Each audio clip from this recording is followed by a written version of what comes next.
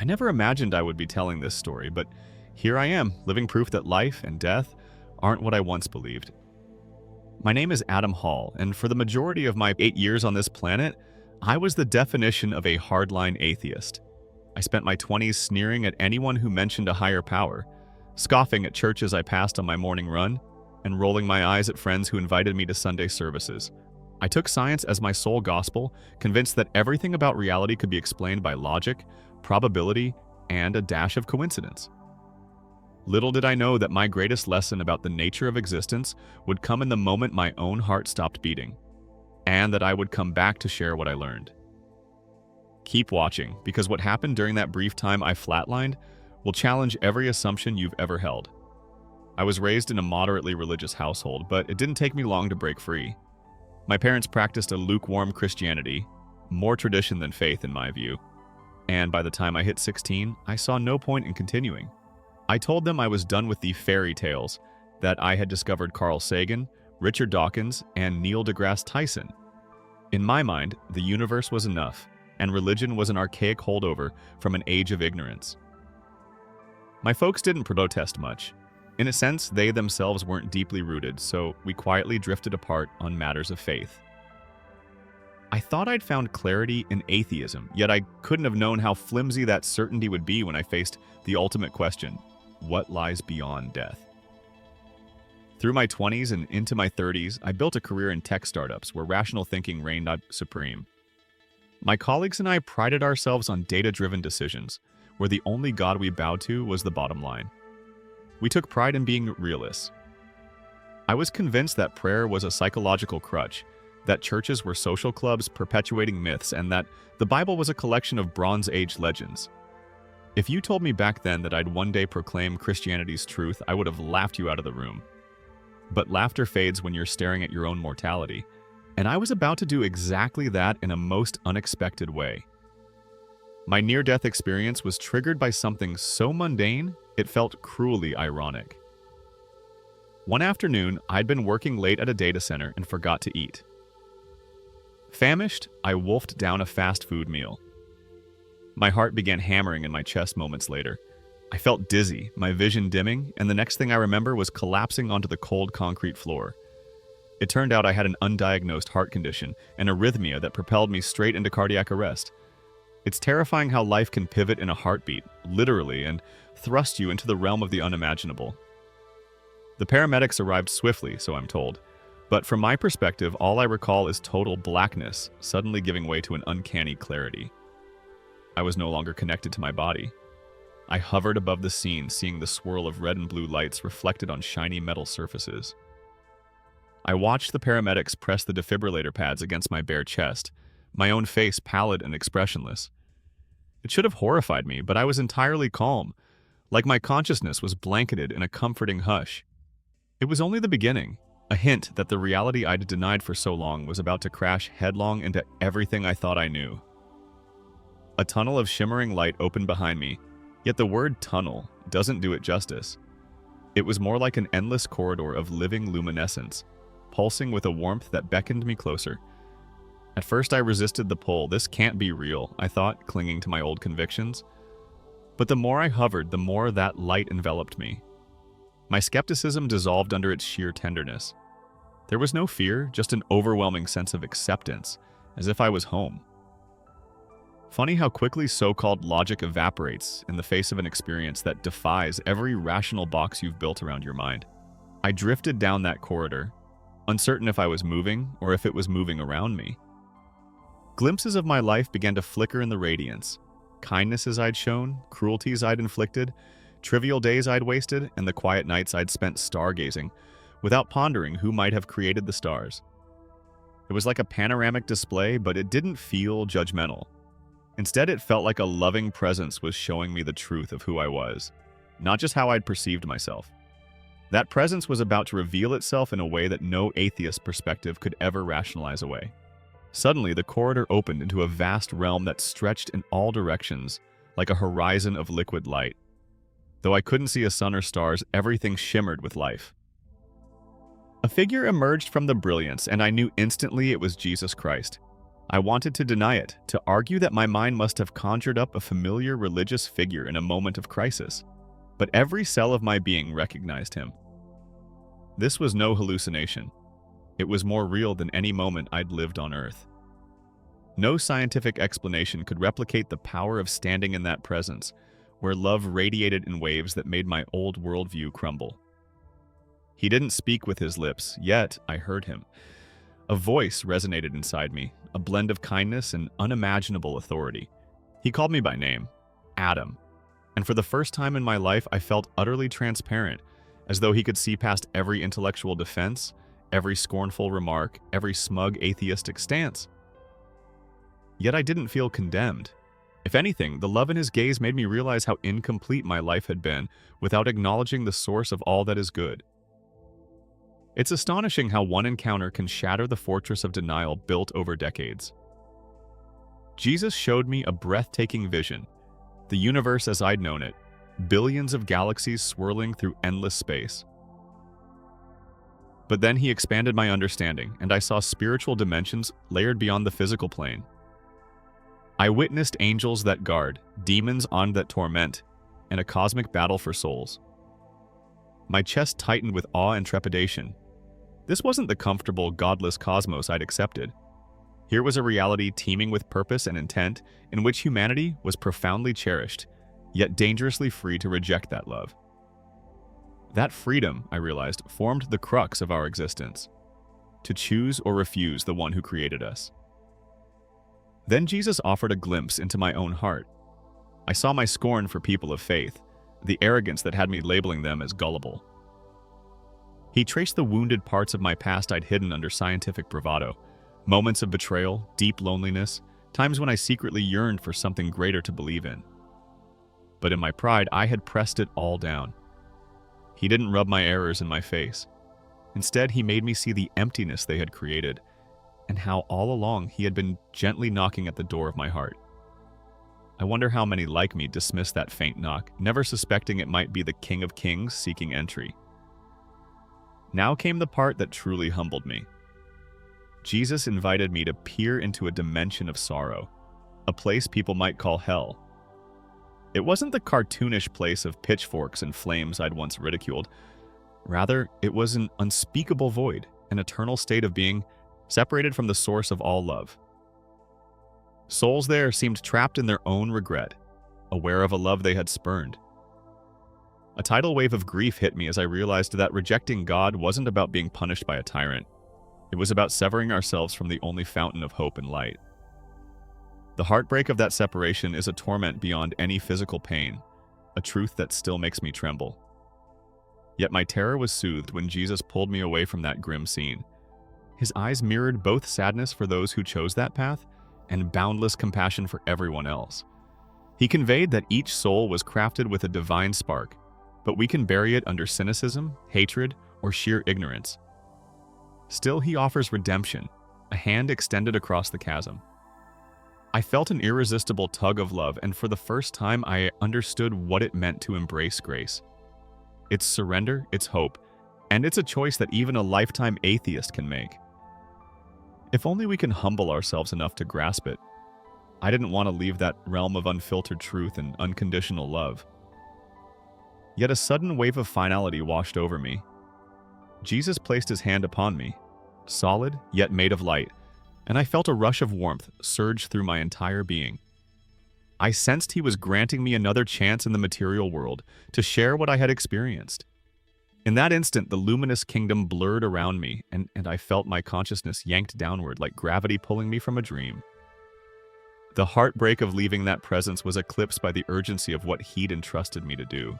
When I awoke, paramedics were shining a flashlight into my eyes, checking vitals.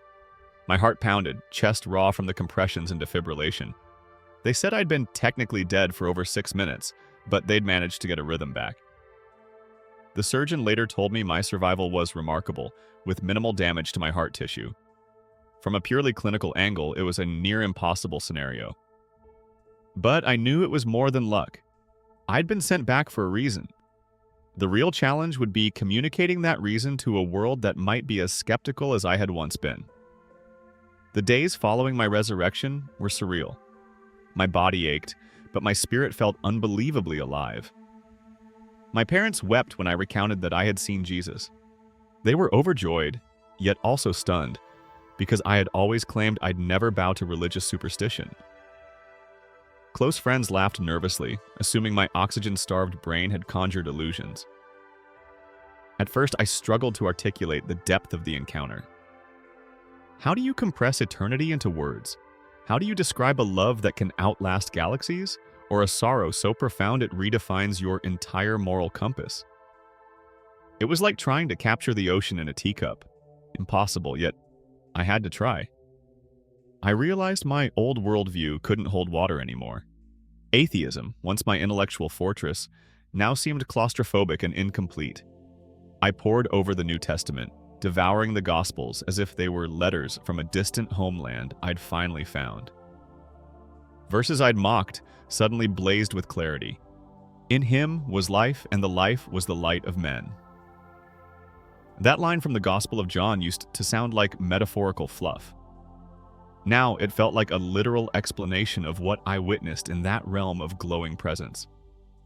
It's amazing how a single encounter can crack open a heart of stone, letting in more light than you dreamed possible. But as I delved into Scripture, I wrestled with guilt over the decades I'd spent dismissing God. Jesus had shown me so much mercy.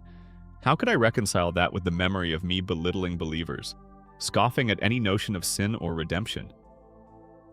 Late at night, I'd lie awake, grappling with shame.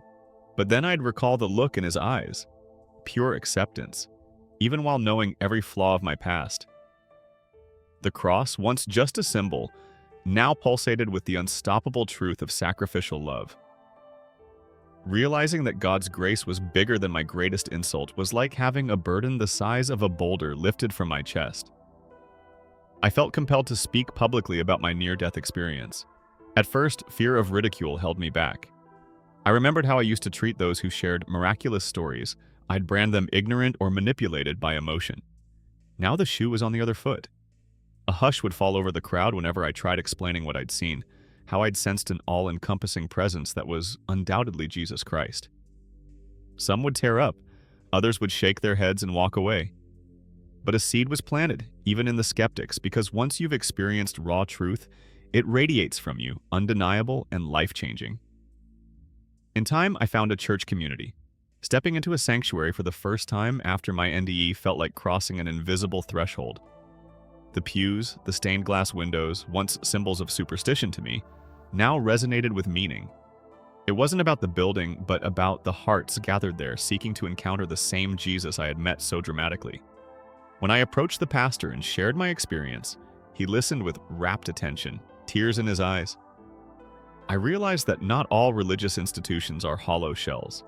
Many are vibrant with sincere faith, awaiting souls like me who need a spiritual home. Eventually, I held my own gatherings to tell my story. People from all walks of life, some devout, some casual believers, others atheist or agnostic, came to hear about the atheist who died and returned talking about Christ. I spoke of the corridor of light, the cosmic layers beyond the physical, the heartbreak of a hell that is more self-chosen exile than punitive sentence, and the endless compassion in Jesus' gaze. Every time I reached the part about feeling his hand on me, I'd choke up. It was so tangible, so transformative that even the memory made tears flood my eyes. The strangest part was reconciling my love for science with the new dimension of faith. I dove into apologetics, studying how some of the greatest minds found harmony between scientific pursuit and belief in God. I discovered that the cosmos, with its precise laws, might well be a reflection of divine intelligence, not a random outcome. Quantum physics, once purely theoretical, now seemed to hint at deeper realities.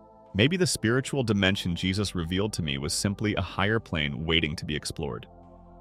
Suddenly, faith versus science seemed like a false dichotomy, as if I'd been trapped in an outdated debate the entire time. I also sought out NDE researchers, people who interviewed thousands who claimed to have glimpsed afterlife realities.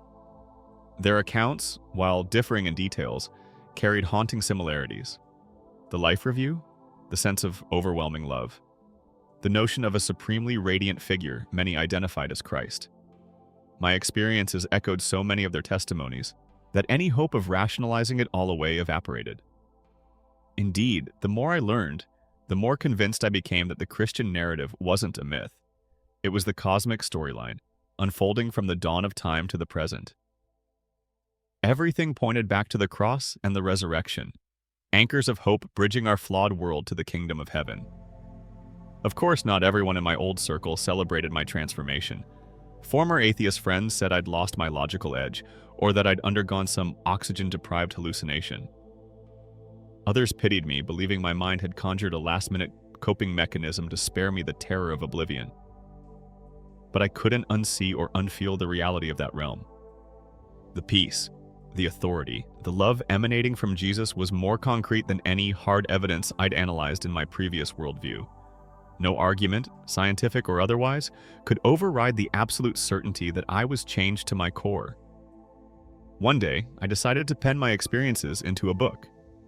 I wrote feverishly, describing the sequence of events leading to my cardiac arrest, the immediate awareness of floating above my body, and the awe-inspiring presence of Christ. I dedicated entire chapters to dismantling the arguments I once championed, explaining how, for instance, the idea that everything can be explained by chemistry and physics collapses if you venture into realms beyond the physical. It wasn't about discarding reason, it was about expanding it. That book became a personal testament, a standing invitation for skeptics to explore beyond their comfort zones. As more doors opened for me to speak, radio shows, small churches, community halls, I noticed a pattern. Many confessed they wanted to believe, but fear or pride held them back. They asked me, what if it was all in your head? What if you're fooling yourself? To which I could only reply, I lived as an atheist for decades. Do you think I'd choose to fool myself, risking my reputation? If this wasn't undeniably true, you can dismiss a dream, but not an encounter that changed your entire outlook forever. I saw their eyes flicker with contemplation, seeds of possibility planted in hearts that had once been as closed off as mine. People often questioned what it felt like to be in the presence of Jesus. My words always fell short. I'd say it's like standing in the center of a sunrise that envelops you in perfect warmth without blinding you, a radiance that resonates like music in your very bones. Multiply your most profound sense of love by infinity, and maybe you'll approach it. In that presence, all masks fall away, replaced by a direct knowledge that you are known and still beloved, no matter your past. Every time I relived that memory, I realized again how indescribably precious that love was and is to every human soul. 10 months after my NDE, I experienced another turning point. I was baptized in a local river. A small crowd gathered, including new Christian friends, curious onlookers, and even a couple of old atheist pals who showed up out of loyalty or curiosity. As the pastor gently lowered me into the water, I felt a spiritual resonance that took me right back to that corridor of light. When I emerged, tears streamed down my face as if to confirm that the old me, locked in disbelief, was truly gone. I was washed, in more ways than one.